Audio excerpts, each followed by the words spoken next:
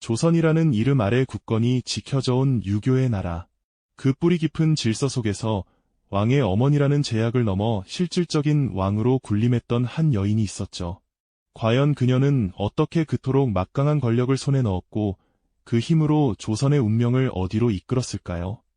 오늘 우리는 조선 역사상 가장 논란이 많고 입체적인 인물, 바로 문정왕후의 파란만장한 이야기를 깊이 들여다보려 합니다. 단순한 역사적 사실의 나열을 넘어 권력의 속성과 인간 본연의 욕망, 그리고 한 인물의 결정이 한 나라에 미치는 지대한 영향에 대한 깊이 있는 통찰을 얻게 되실 겁니다. 그녀의 생애와 그녀가 내린 결정들이 오늘날까지 우리에게 회자되는 이유를 함께 찾아 떠나볼까요? 찬란한 궁궐의 문이 열리고 한 여인이 그 안으로 들어섰습니다. 그녀의 이름은 문정왕후. 중종의 세 번째 왕비로 간택되어 궁에 입성하던 그 순간 조선의 미래에 드리워질 거대한 그림자를 짐작한 이는 아무도 없었을 겁니다. 왕실의 품격과 화려함 뒤에는 늘 보이지 않는 암투와 긴장이 감돌았죠. 문정왕후는 중종의 총애를 받으며 왕비의 자리에 올랐지만 그녀의 앞길은 결코 순탄치만은 않았습니다. 당시 왕실에는 이미 중종의 첫 번째 부인이 낳은 세자, 바로 훗날 인종이 될 원자가 있었습니다. 원자의 존재는 문정왕후에게는 넘어야 할 거대한 산이자 어쩌면 그녀의 마음속에 권력의 씨앗을 심는 계기가 되었을지도 모릅니다. 왕비의 자리에 오른 문정왕후는 중종과의 사이에서 아들을 얻고자 하는 강렬한 염원을 품었을 겁니다. 마침내 그녀가 경원대군, 훗날 명종이 될 왕자를 낳으면서 궁궐 안의 분위기는 미묘하게 달라지기 시작했습니다. 원자에게는 이미 그의 외척 세력인 윤희밀파가 든든한 배경이 되어주고 있었죠. 그런데 문정왕후가 아들을 낳자 그녀의 오빠인 윤원영을 중심으로 한 새로운 외척 세력이 급부상하게 됩니다. 마치 잔잔한 호수에 작은 돌멩이가 던져진 것처럼 이 두 세력 사이에는 보이지 않는 긴장감이 감돌기 시작했어요. 궁궐의 화려한 연회 속에서도 왕비들 간의 시선은 날카롭게 얽혔고 중종은 깊은 고뇌에 잠긴 채 이 모든 상황을 지켜보고 있었을 겁니다.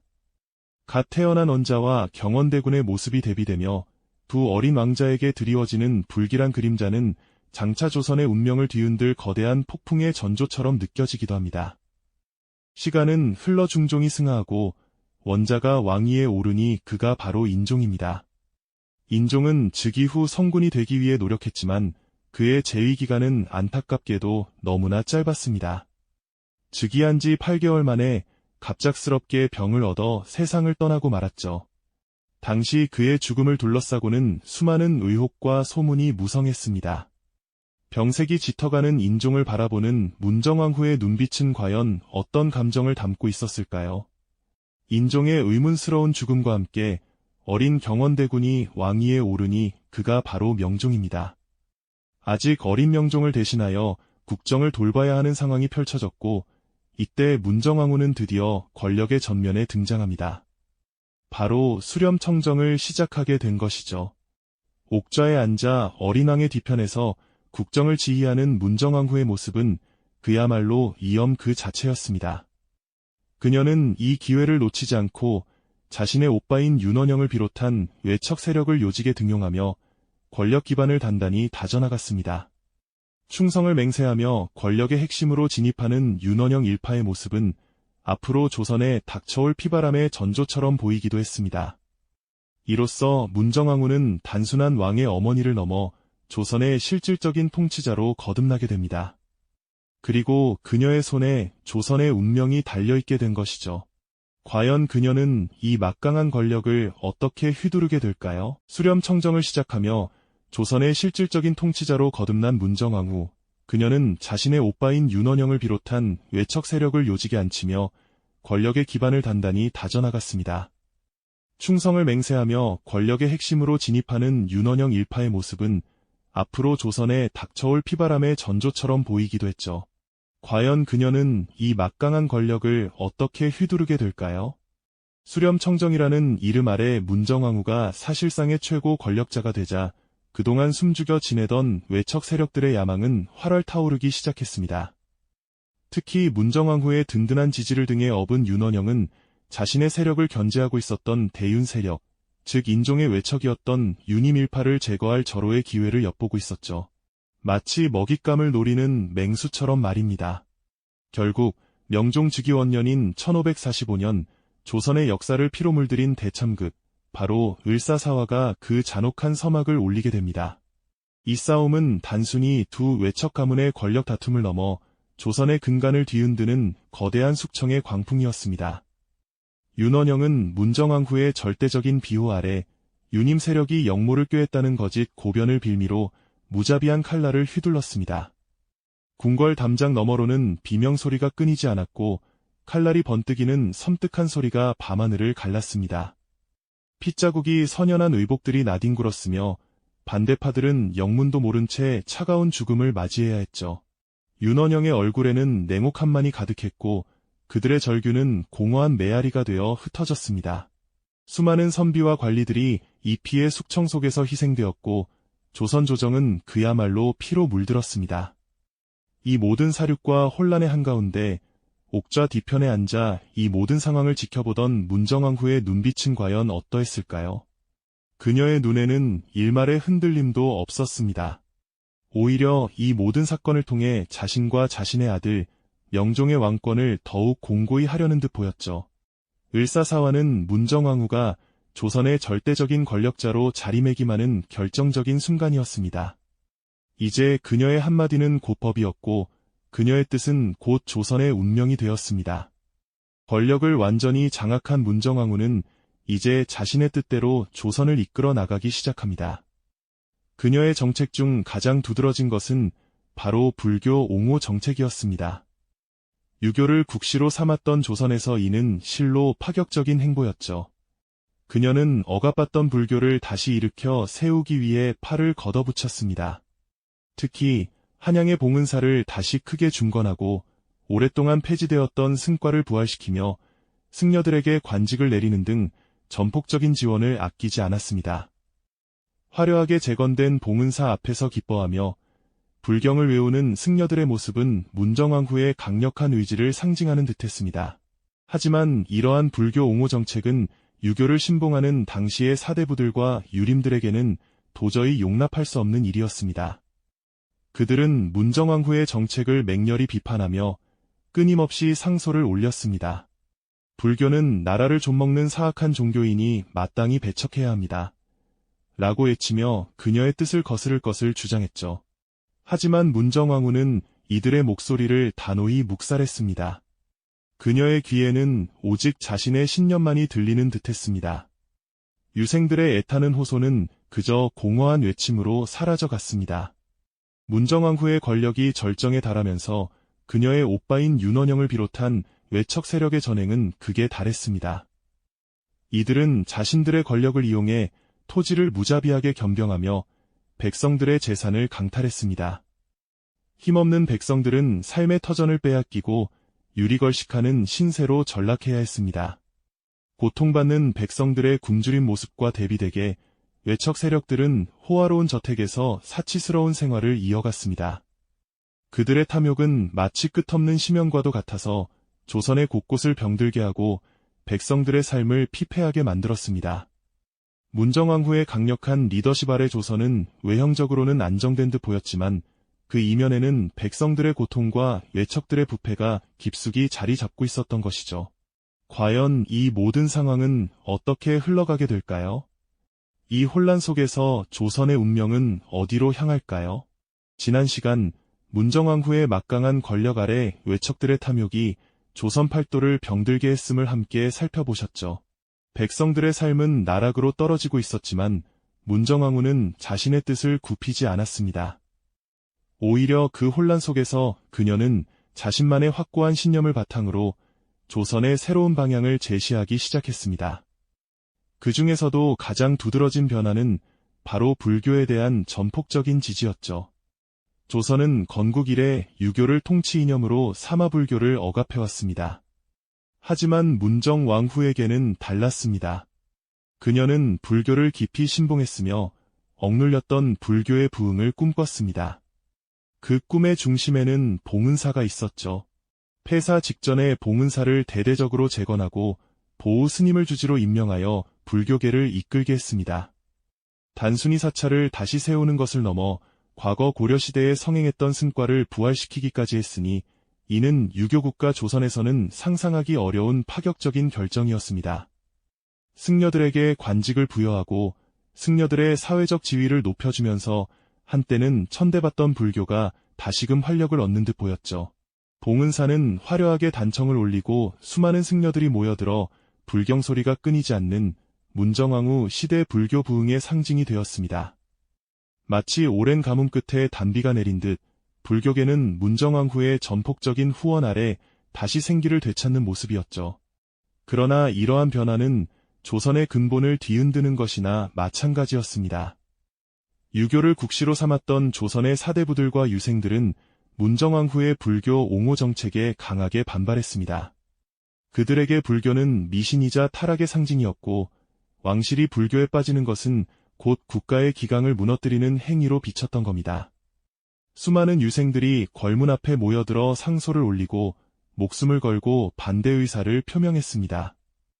그들의 상소문에는 문정왕후의 정책을 비판하고 철회를 요구하는 격렬한 언사들이 담겨 있었죠. 마치 거대한 파도가 바위를 향해 끊임없이 부딪히는 것처럼 유생들의 비판은 것에게 몰아쳤습니다. 그들의 목소리는 단순한 반대를 넘어 국가의 미래를 걱정하는 절박한 외침이었을 겁니다. 하지만 문정왕후는 흔들리지 않았습니다. 그녀의 눈에는 유생들의 상소와 비판이 단지 시대를 읽지 못하는 낡은 사상으로 보였을까요? 아니면 자신의 신념을 꺾으려는 방해물로 여겨졌을까요? 어떤 이유에서든 그녀는 자신만의 길을 묵묵히 걸어갔습니다. 유생들의 목소리는 철저히 묵살되었고 봉은사는 더욱 이용을 뽐내며 불교는 번성하는 듯했습니다. 그녀의 단호한 의지는 그 어떤 반대도 용납하지 않는 듯 보였죠. 이처럼 문정왕후의 강력한 의지 아래 조선은 유교와 불교라는 두 개의 거대한 축이 서로 충돌하며 혼란스러운 시기를 맞이했습니다.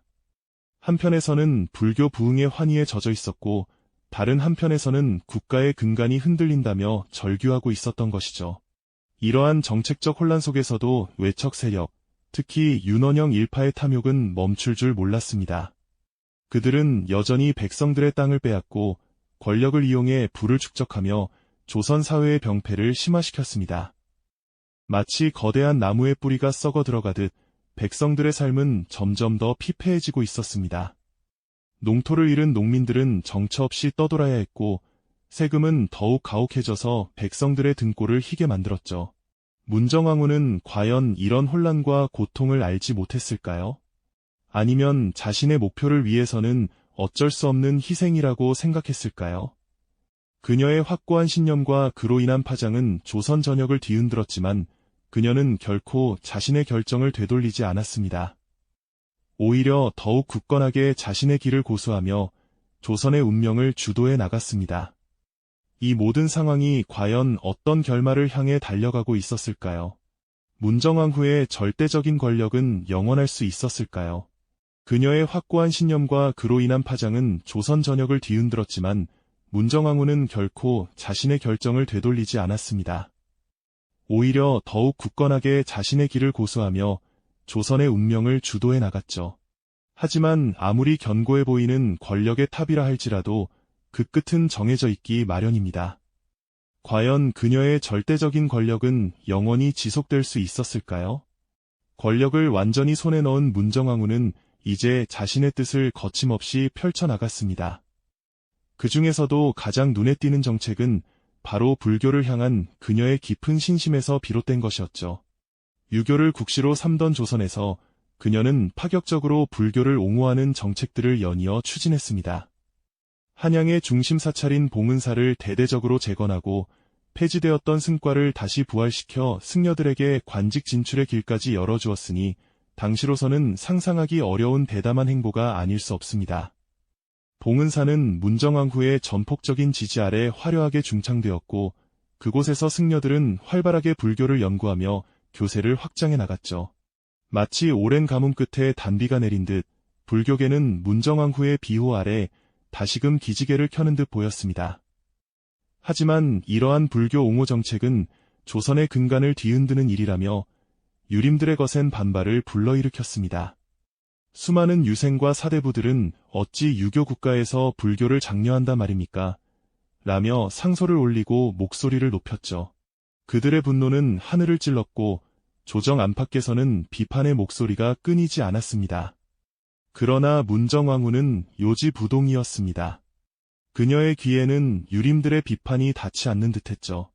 오히려 자신의 확고한 신념을 바탕으로 불교 중흥을 밀어붙였고 그녀의 결정 앞에 누구도 쉽게 반기를 들 수 없었습니다. 마치 거대한 파도를 홀로 막아서는 듯 그녀는 자신의 신념을 꺾지 않았습니다. 한편 문정왕후의 권력을 등에 업은 외척 세력, 특히 윤원영 일파의 탐욕은 걷잡을 수 없이 커져만 갔습니다. 그들은 노골적으로 백성들의 토지를 강제로 빼앗고 온갖 부당한 방법으로 재산을 불렸습니다. 마치 거대한 블랙홀처럼 조선의 불을 빨아들이는 모습이었죠. 권세가들의 토지 겸병은 극에 달했고 농토를 잃은 농민들은 정처 없이 떠도는 신세가 되었습니다. 가뜩이나 가혹했던 세금은 더욱 불어나 백성들의 삶은 그야말로 지옥과 다름없었죠. 거리에는 굶주린 백성들이 넘쳐났고 그들의 한숨 소리는 조선 팔도에 메아리 쳤습니다. 문정왕후의 확고한 신념이 낳은 그림자였을까요? 아니면 권력의 본질적인 비극이었을까요? 백성들의 고통은 그녀의 눈에는 보이지 않는 듯했지만 아무리 강력한 권력이라 할지라도 영원할 수는 없는 법이죠. 1565년 조선을 쥐락펴락하던 문정왕후도 결국 세월의 흐름을 거스를 수는 없었습니다. 그녀의 갑작스러운 죽음은 조선 사회에 엄청난 파장을 불러왔습니다. 마치 거대한 댐이 무너지듯 문정왕후가 쌓아올린 절대 권력은 한순간에 허물어져 내리기 시작했습니다. 그토록 굳건해 보였던 외척 세력의 권세도 그녀의 죽음과 함께 속절없이 무너지는 것을 보며 우리는 권력의 허망함을 다시금 깨닫게 되는 것이죠. 문정왕후의 그늘 아래 무소불위의 권력을 휘두르던 윤원영 일파는 이제 더 이상 보호막이 없었죠. 어린 명종은 비로소 자신의 뜻을 펼칠 기회를 얻었고 오랫동안 억눌려왔던 사림 세력은 기다렸다는 듯이 외척 세력에 대한 탄핵을 쏟아냈습니다. 권력을 잃은 외척들은 속수무책으로 몰락했고 그들의 탐욕으로 쌓아올린 부와 명예는 물거품처럼 사라져버렸습니다. 마치 거대한 바위가 산산조각 나듯 문정왕후 사후 조선의 정치 지형은 완전히 뒤바뀌었습니다. 절대적인 권력이 얼마나 허망하게 무너질 수 있는지 역사는 다시 한번 준엄하게 증명해 보인 것이죠. 한 시대를 풍미했던 문정왕후의 죽음과 함께 그녀가 쌓아올린 모든 것이 순식간에 해체되는 과정을 보며 우리는 권력의 무상함과 역사적 평가의 준엄함을 느끼게 됩니다. 문정왕후의 이야기는 단순히 한 시대의 흥망성쇠를 넘어 우리에게 깊은 질문을 던집니다.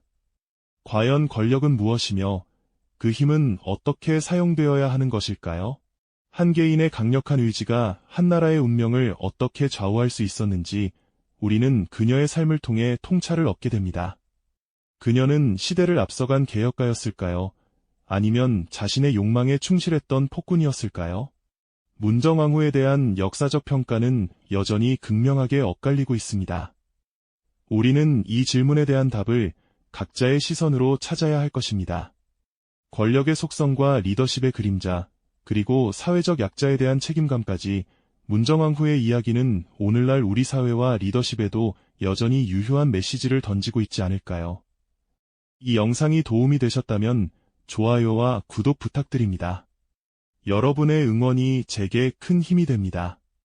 다음 영상에서도 더 유용한 정보를 공유하겠습니다. 감사합니다.